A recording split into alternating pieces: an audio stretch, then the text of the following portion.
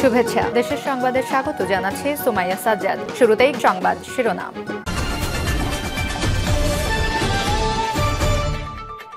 গোপন কারাগারে নিউক্লিয়াস ছিলেন শেখ হাসিনা, বলছেন তাজুল ইসলাম।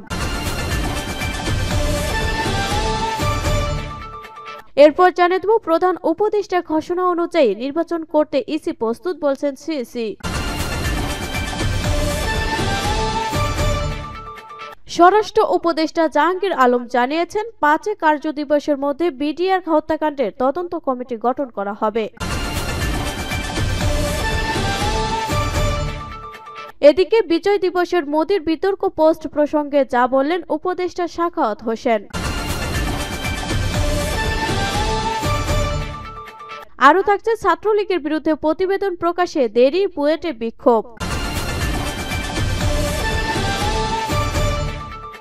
এবং সর্বশেষ জানিয়ে দেব উপসচিব ও যুগ্ম সচিব পদে পরীক্ষার মাধ্যমে পদোন্নতির সুপারিশ করবে সংস্কার কমিশন, বলছেন আব্দুল মুঈদ চৌধুরী। শিরোনাম শুনলেন, এখন বিস্তারিত। তবে তার আগে ভিডিওটিতে একটি লাইক, কমেন্ট, শেয়ার করে সবাইকে দেখার সুযোগ করে দিতে বিশেষ অনুরোধ রইল।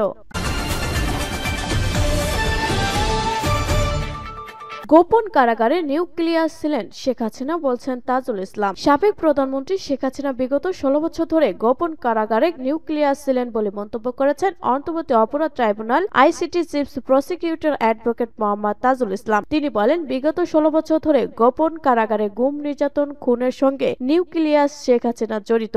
এসব কার্যক্রমে তারা সম্পৃক্ততা সরাসরি পাওয়া গেছে। মঙ্গলবার ১৭ ডিসেম্বর একথা বলেন তিনি। আইসিটি চিফ প্রসিকিউটর বলেন, ভারতের সঙ্গে যেসব চুক্তি করা হয়েছে সেসবের বিষয়ে কি পদক্ষেপ নেওয়া হয়েছে সেটি জানাতে ২ সপ্তাহ সময় দিয়েছে আদালত। এদিকে গ্রেপ্তারি পরোয়ানা থাকার পরও ৩ মাস থেকে অবস্থান করে কিভাবে আওয়ামী লীগ সাধারণ সম্পাদক ওবায়দুল কাদের দেশের সীমান্ত অতিক্রম করেছে তা জানতে চেয়েছেন আদালত। সেজন্য পুলিশের আইজিবিকে ১৫ দিনের মধ্যে ব্যাখ্যা দিতে বলেছেন ট্রাইব্যুনাল। তাজুল ইসলাম বলেন, আমরা আদালতের দৃষ্টি আকর্ষণ করেছি ওবায়দুল কাদের বাংলাদেশে গত ৩ মাস ছিলেন। গ্রেপ্তারি পরোয়ানা জারি হওয়ার পরে বাংলাদেশে কোথায় তিনি কিভাবে ছিলেন এবং কেন তাকে গ্রেপ্তার করা হয়নি বা তিনি কিভাবে পরবর্তী সময়ের বাংলাদেশের সীমান্ত অতিক্রম করেছে এ ব্যাপারে আইন শৃঙ্খলা রক্ষাকারী বাহিনীর কাছে একটি ব্যাখ্যা চাওয়া হয়েছে। ১৫ দিনের মধ্যে এই ব্যাখ্যা যেন দেয়া হয় সেটি জানানোর জন্য আদালত নির্দেশ দিয়েছেন। তিনি বলেন, তদন্ত শেষ হতে একটি যুক্তিসঙ্গত সময় লাগবে। আমরা চেষ্টা করব দ্রুত সময়ের মধ্যে তদন্ত প্রতিবেদন দাখিল করার। যদি কেউ আদালতের নির্দেশনা থাকার পরও কাউকে পালাতে সাহায্য করেন তাহলে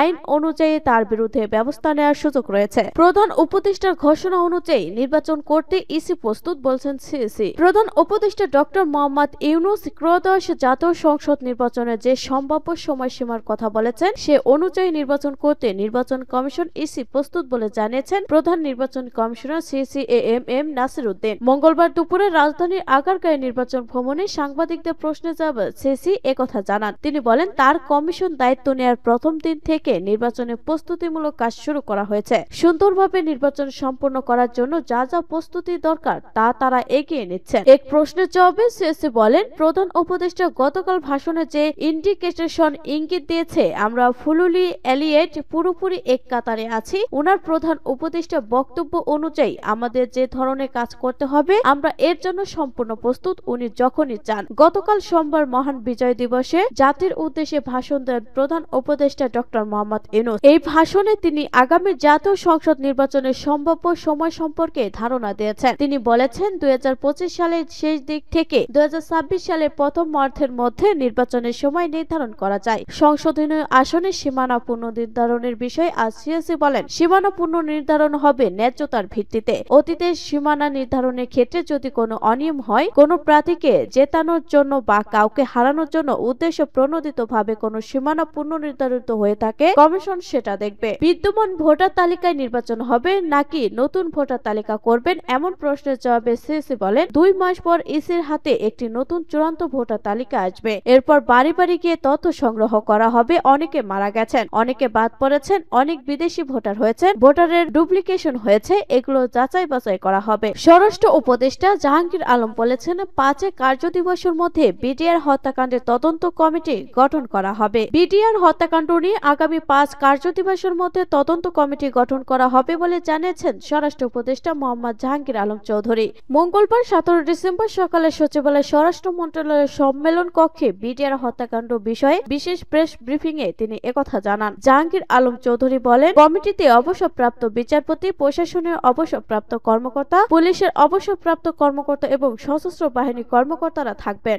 বিজয় দিবসে মোদির বিতর্কিত পোস্ট প্রসঙ্গে যা বললেন উপদেষ্টা সাখাওয়াত হোসেন। গতকাল মহান বিজয় দিবসে ভারতের প্রধানমন্ত্রী নরেন্দ্র মোদীর একটি পোস্ট ব্যাপক সমালোচনার জন্ম দিয়েছে। বিতর্কিত ওই পোস্টে মোদি 16 ডিসেম্বরকে ভারতের ঐতিহাসিক বিজয় বলে মন্তব্য করেন। মোদির এমন মন্তব্যের পর গতকালই তীব্র প্রতিবাদ জানিয়েছেন অন্তর্বর্তী সরকারের আইন উপদেষ্টা আসিফ নজরুল। এবার এই প্রসঙ্গে নৌপরিবহন মন্ত্রণালয়ের উপদেষ্টা ব্রিগেডিয়ার জেনারেল অবসরপ্রাপ্ত ডক্টর এম সাখাওয়াত হোসেন বলেছেন, ভারতের প্রধানমন্ত্রী যে কথা বলেছেন সেটি তার কথা। 16 ডিসেম্বর এবং 9 মাসের যুদ্ধ, এটি বাংলাদেশের যুদ্ধ। 9 মাস আমাদের দেশ বড় রক্তপাতের মাধ্যমে কাটিয়েছে। আমাদের মানুষের প্রাণহানি হয়েছে, আমাদের নারীরা সম্ভ্রম হারিয়েছে।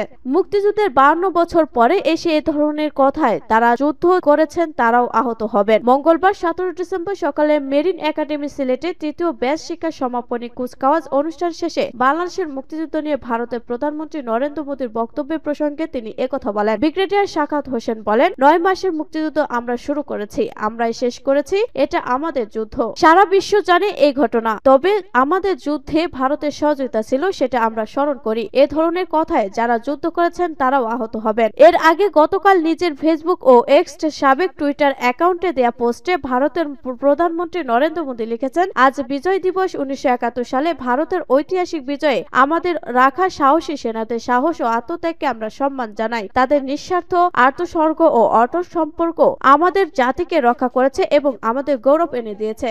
এই দিনটি তাদের অসাধারণ বীরত্ব ও অদম্য চেতনার প্রতি শ্রদ্ধাঞ্জলি। তাদের আত্মত্যাগ চিরকাল প্রজন্মের পর প্রজন্মকে অনুপ্রাণিত করবে এবং আমাদের জাতির ইতিহাস গভীরভাবে গেঁথে থাকবে।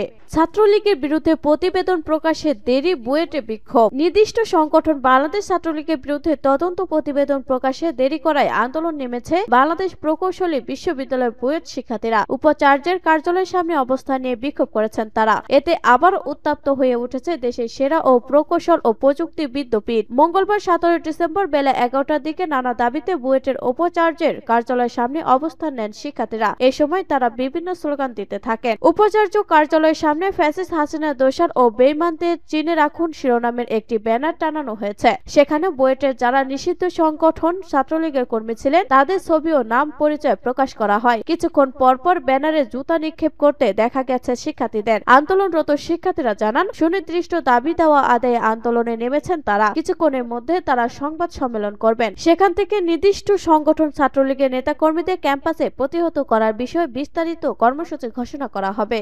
উপসচিব ও যুগ্ম সচিব পদে পরীক্ষার মাধ্যমে পদোন্নতি সুপারিশ করবে সংস্কার কমিশন, বলছেন আব্দুল মুঈদ চৌধুরী। পরীক্ষা ছাড়া সিভিল সার্ভিসের উপসচিব এবং যুগ্ম সচিব পর্যায়ে কেউ পদোন্নতি পাবেন না বলে সরকারকে সুপারিশ করতে যাচ্ছে জনপ্রশাসন সংস্কার কমিশন। এছাড়া উপসচিব পদে পদোন্নতির ক্ষেত্রে প্রশাসন ক্যাডারের কর্মকর্তাদের জন্য 50% এবং অন্য ক্যাডার থেকে 50% সুপারিশ করা হচ্ছে। বর্তমানে উপসচিব পদে পদোন্নতিতে প্রশাসন ক্যাডার থেকে 75% ও অন্য ক্যাডার থেকে 25% নেওয়া হয়। মঙ্গলবার জনপ্রশাসন মন্ত্রণালয় সচিবালয় ব্রিটেন সাংবাদিকদের সঙ্গে জনপ্রশাসনের সংস্কার কমিশনের মতবিনিময় সভায় কমিশন প্রধান আব্দুল মুঈদ চৌধুরী এবং সদস্য সচিব ও জনপ্রশাসন মন্ত্রণালয়ের সিনিয়র সচিব মোহাম্মদ মোখলেস উর রহমান এসব তথ্য জানান। উপসচিব ও যুগ্ম সচিব পদে পদোন্নতির বিষয়ে মুঈদ চৌধুরী বলে, পরীক্ষা ছাড়া আর কেউ পদোন্নতি পাবেন না। পাবলিক সার্ভিস কমিশন পরীক্ষা নেবে, 70 নম্বর না পেলে পদোন্নতি পাবেন না। প্রতিটি স্তরে উপসচিব থেকে সচিব পর্যন্ত